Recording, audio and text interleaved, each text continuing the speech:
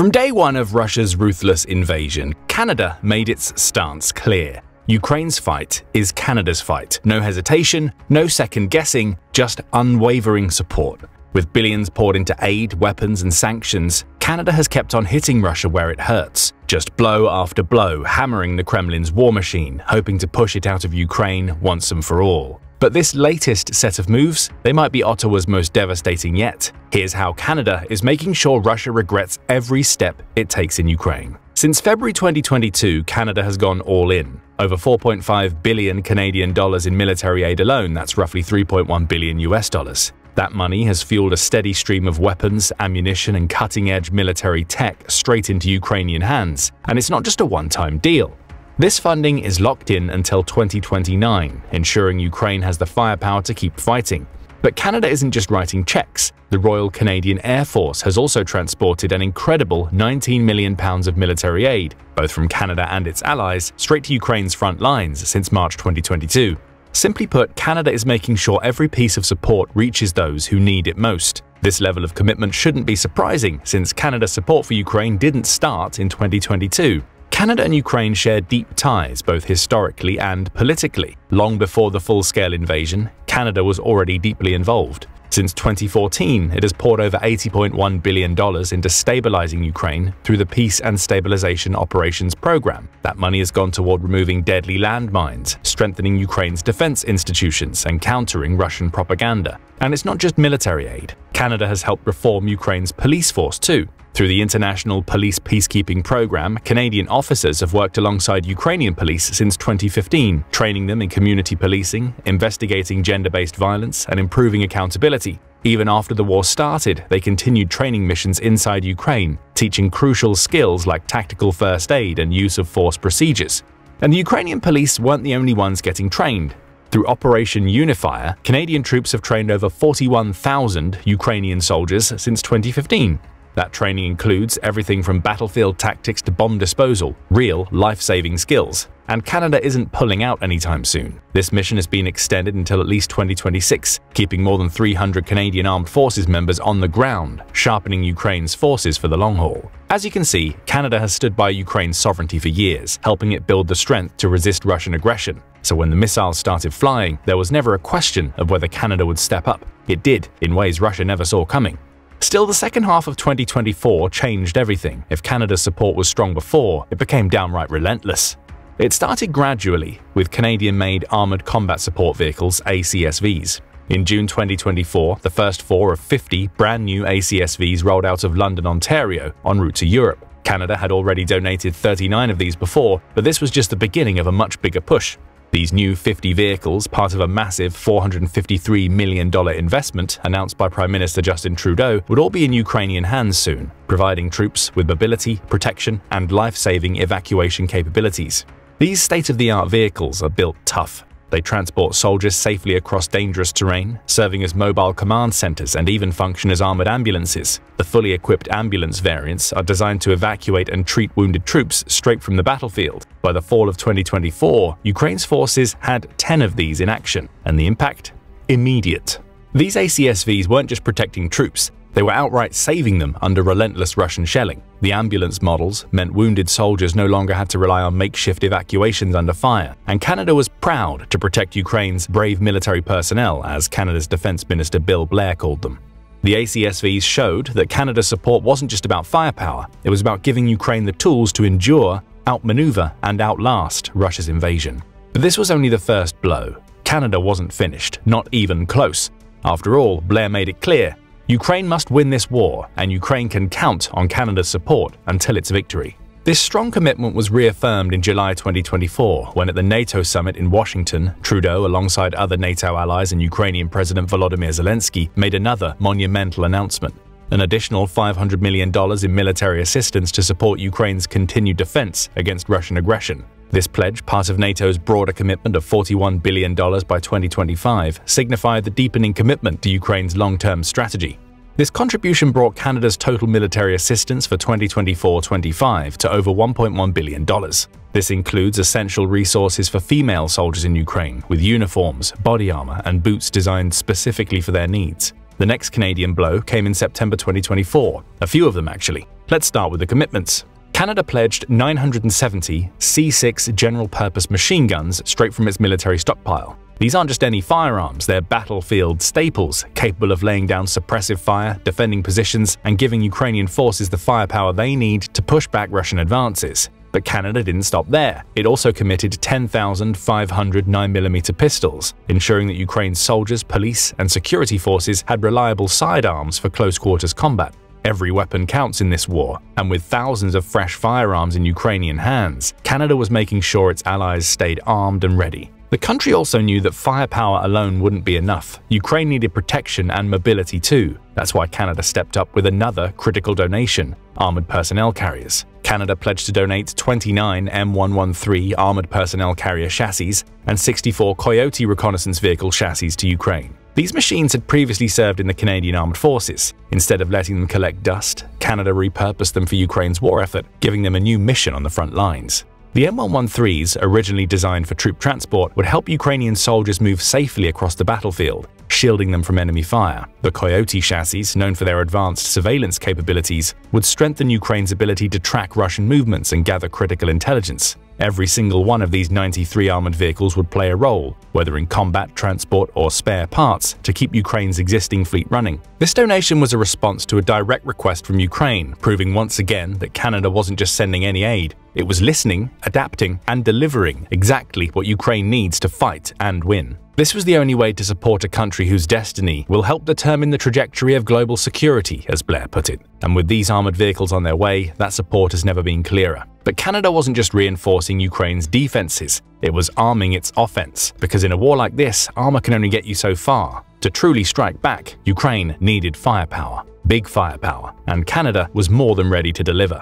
Enter the CRV-7 rockets. By September 2024, the first 2,160 CRV-7 rocket motors arrived in Ukraine after being pledged in June. The announcement came at the 23rd Ukraine Defense Contact Group (UDCG) meeting in Brussels, where Blair stood alongside representatives from more than 50 allied nations. Ukraine's fight against Russia's illegal and unprovoked invasion is also a fight for democracy, freedom, and human rights, Blair declared at this meeting. This time, Canada was supporting this fight with rockets that once armed the Royal Canadian Air Force CF-18 fighter jets. The CRV-7s had been tested for viability by Magellan Aerospace and Defense Research and Development Canada before being cleared for shipment. While Ukraine, facing dire circumstances, was willing to take the risk, having experience handling outdated munitions, Canada couldn't afford to take any chances. The CRV-7s had been in storage for decades, and there were concerns about their stability, posing potential dangers during transport and handling. To mitigate these risks, Canada ensured rigorous testing before giving the green light for their transfer. But what exactly did Ukraine receive in this transfer? The CRV-7, or Canadian Rocket Vehicle 7, is a 70mm air-to-surface rocket system. It's one of the fastest, longest-range unguided rockets in its class. It was originally designed to punch through Soviet armor during the Cold War. Compared to other similar rockets like the American Hydra 70, the CRV-7 hits harder, flies farther, and penetrates deeper. These rockets can be fired from helicopters and fixed-wing aircraft, and they can even be adapted for ground-based launches. Once Ukrainian forces integrate them into their arsenal, they'll be able to take out enemy bunkers, armored vehicles, and even air defenses. But there was one problem with this shipment. These CRV-7s were unarmed.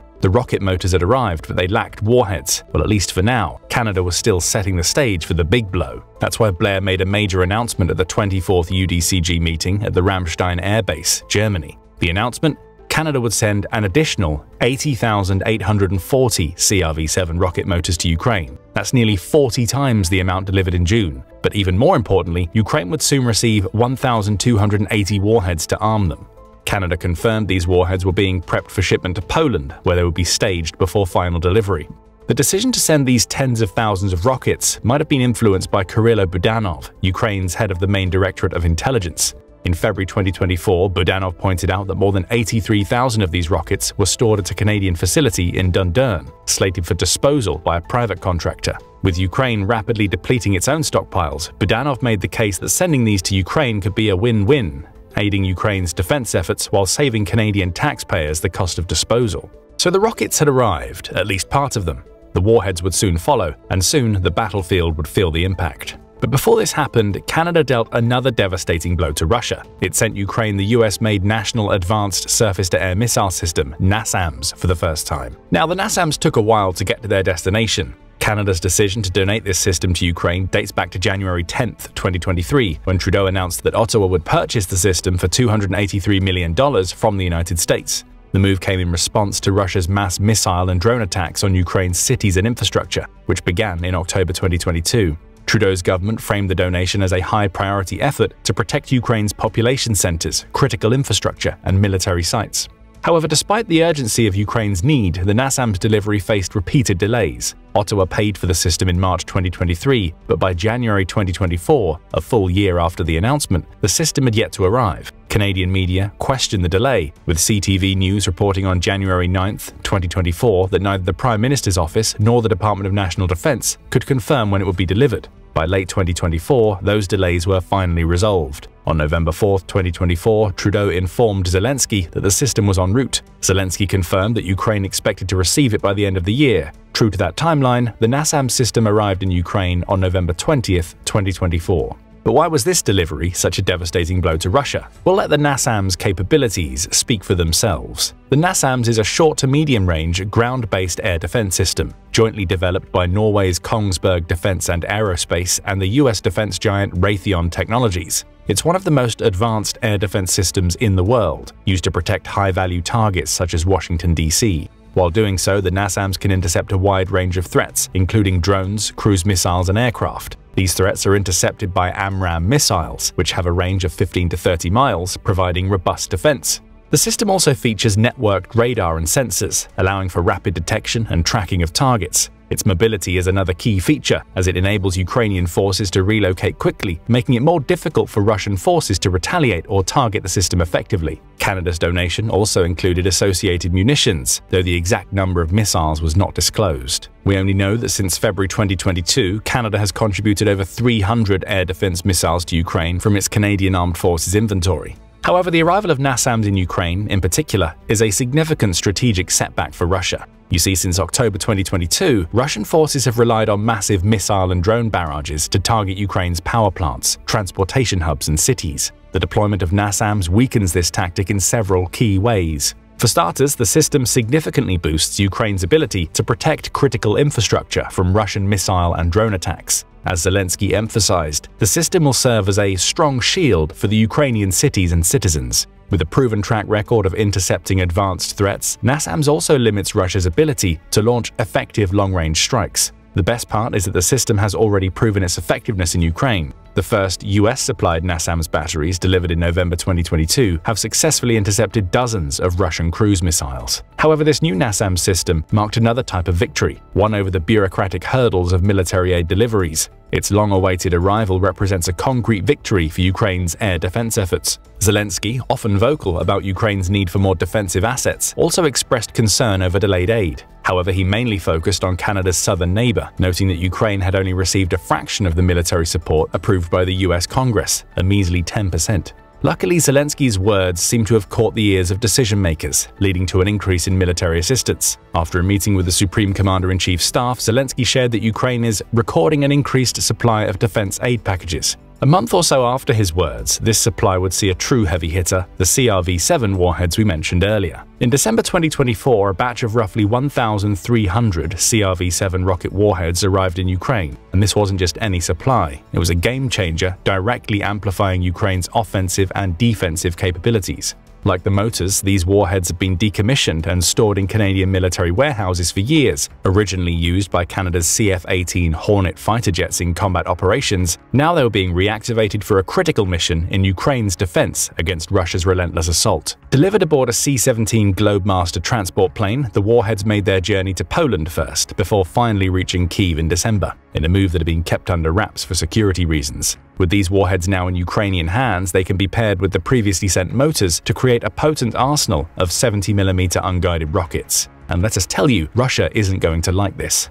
After all, the CRV-7 warheads are designed to unleash devastating firepower on enemy positions. While they lack the precision of modern smart munitions, their impact power is unmatched in saturation fire. Their primary purpose is to overwhelm enemy defenses, flooding large areas with explosive power and inflicting massive damage. This makes them particularly effective in suppressing Russian artillery positions, troop concentrations, and key infrastructure, which have been frequent targets of Ukraine's counteroffensive operations. The sheer quantity of these warheads is also a significant factor. With 1,300 warheads now in Ukrainian stockpiles, combined with over 2,000 rocket motors already delivered, Ukraine now has the volume needed to respond to Russia's ongoing aggression. Whether deployed from helicopters or mobile artillery units, this combination will allow Ukraine to strike large swathes of Russian positions, disrupting logistics and defense lines. Additionally, this donation comes at a time when Ukraine's need to replenish its artillery stocks is critical. These warheads will help refill Ukrainian arsenals, especially for the so-called mini-grads. The mini-grads represent a clever, adaptive solution by Ukrainian forces to leverage existing Soviet-era systems while maximizing mobility and precision in the face of overwhelming Russian firepower. Unlike traditional Grad launchers, which are mounted on large vehicles and have limited maneuverability, the mini-Grad uses the same BM-21 Grad rocket pipes but is mounted on a pickup truck.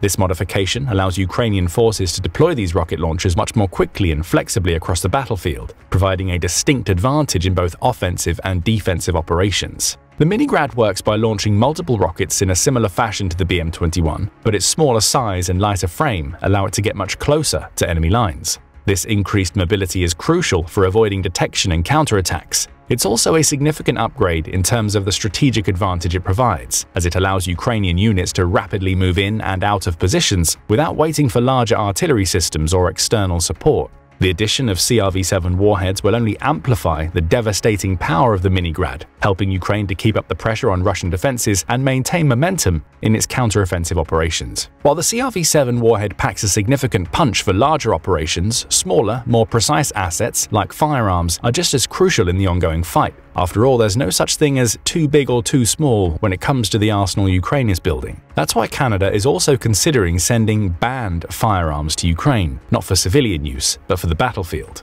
These firearms, which have been outlawed for civilian use in Canada, are viewed as critical tools to enhance Ukraine's defense capabilities against the Russian invasion. They were outlawed in Canada on the 35th anniversary of the tragic École Polytechnique massacre, when 14 women were killed simply because they were women. The ban included over 2,000 makes and models of firearms. While the story behind the ban is horrific, no doubt, that ban has also opened the door for these military-grade firearms to be repurposed for the war effort. These weapons, which were once associated with tragedy, could now be put to use in a fight for survival and freedom. As Canada continues to ramp up its support, the question remains, will this increased military aid be enough to tip the scales in Ukraine's favor? And will other nations follow suit, offering even more assistance as the conflict drags on? Only time will tell, but one thing is certain. Canada has had enough and is sending a loud, clear message to Russia: get out of Ukraine. This message has continued to reverberate even as 2025 has rolled around. On January 9, 2025, Canada made it clear that its support wasn't waning. In a move that stunned Russia, Blair announced $306 million in military assistance to Ukraine at the 25th UDCG meeting. Looks like Blair's turning these meetings into a bit of a Ukraine money-giving spree, and Russia's not getting an invitation to this party. The new military aid package included a $139 million contribution to provide Ukraine with critical, larger-caliber ammunition, a vital asset to its artillery and defensive operations. Canada has also committed roughly $70 million to support Ukraine's domestic production of military drones. Given the major role these devices have come to play in the war, these donations make all the difference. So if Russia thought Canada was done, it's sorely mistaken. With every new delivery, Canada's role in Ukraine's defense grows, and the message to Russia remains clear: Canada is here to stay. But what's your take on these powerful new weapons being sent to Ukraine? Do you think they'll be enough to turn the tide against Russia? Let us know in the comments.